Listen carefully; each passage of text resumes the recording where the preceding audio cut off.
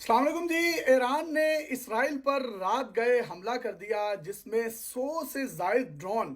اسرائیلی سرحد کی جانب داغے گئے اور بیلسٹک میزائلز جو درجنوں میں تھے ایک ویو کی صورت میں اسرائیل پر حملہ کیا گیا اور ایران کا جو میڈیٹرین سی ہے وہاں سے ون وے ڈرونز جن کو خودکش حملہ آور ڈرونز کہا جاتا ہے انہوں نے اسرائیل کی سرحد میں جا کر پھٹنا تھا اور اسرائیل پر یہ براہ راست حملہ کر دینا تھا۔ یہ حملہ کیوں کیا ہے ایران نے، اس کی وجہ کیا ہے، اس کے نتیجے میں اسرائیل میں کتنی بڑی تباہی ہو سکتی تھی اور اس تباہی کو بچانے کے لیے امریکہ نے کیا کردار ادا کیا ہے، وہ تمام تفصیلات آپ کو اس ویڈیو میں بتاؤں گا۔ 100 سے زائد ڈرونز اور درجنوں کی تعداد میں جو بیلسٹک میزائلز ہیں ان کو ایک ساتھ میڈیٹرین سی میں موجود جہازوں اور اسلحہ بردار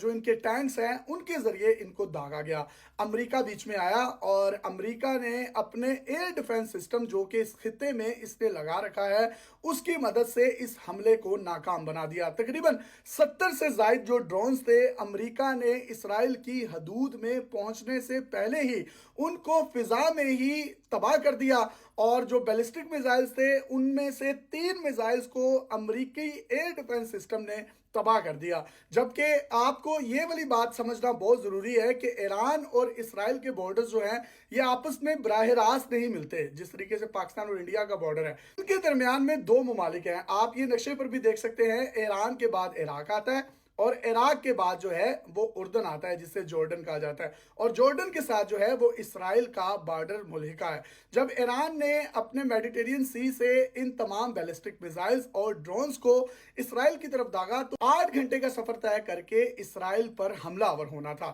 لیکن راستے میں جب یہ عراق کے اوپر سے گزرے، جارڈن کے اوپر سے گزرے تو وہاں کے شہریوں نے ان کی تصاویر لینا شروع کر دی جو کہ سوشل میڈیا پر بہت زیادہ وائرل ہیں، اور امریکی ایئر ڈیفنس سسٹم اور اسرائیلی ایئر ڈیفنس سسٹم جو ہے جس کو ڈوم بھی کہا جاتا ہے انہوں نے ان تمام کے تمام میزائلز کو، جن میں بیلسٹک میزائلز شامل ہیں، ڈرونز شامل ہیں، ان کو راستے میں ہی تباہ کر دیا۔ اور کچھ بیلسٹک میزائلز اور ڈرونز ایسے تھے جو کہ عراق اور جارڈن کی سرحد سے گزر کر اسرائیل میں داخل ہونے والے تھے تو انہوں نے اپنی سرحد سے کافی دور ہی ان کو تباہ کر دیا اور اس طریقے سے ایرانی حملہ جو ہے وہ ناکام ہو گیا۔ اب بہت سے لوگ سوشل میڈیا پر یہ سوچ رہے ہیں کہ شاید جو فلسطین پر بہت زیادہ ظلم و بربریت کی جا رہی ہے اس کے نتیجے میں ایران جو ہے اس نے یہ جوابی حملہ کیا ہے، تو جناب ایسا نہیں ہے۔ ہوا کچھ اس طرح سے تھا، شام کا شہر ہے دمشق جہاں پر اسرائیل نے اپنی ایئر سٹرائکس کی جس کے نتیجے میں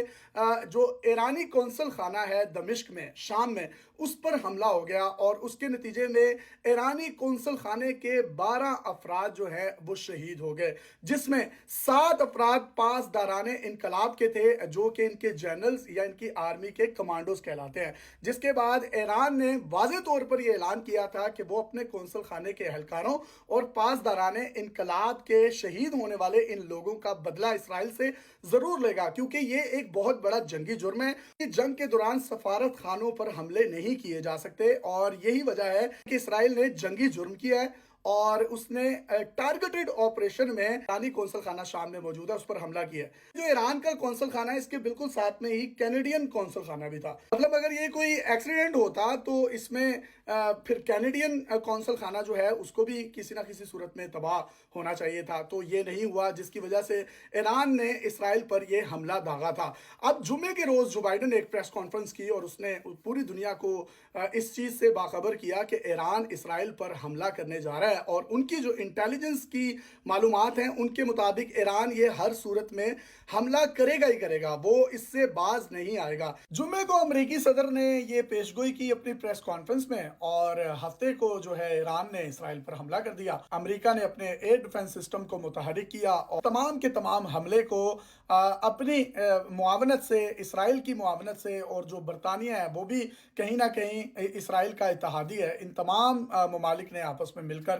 جو ہے اس حملے کو ناکام بنا دیا ہے۔ یہ اس کی تفصیلات ہیں، جو اس کی مزید تفصیلات آئیں گی اس سے بھی آپ کو آگاہ کریں گے۔ Thank you.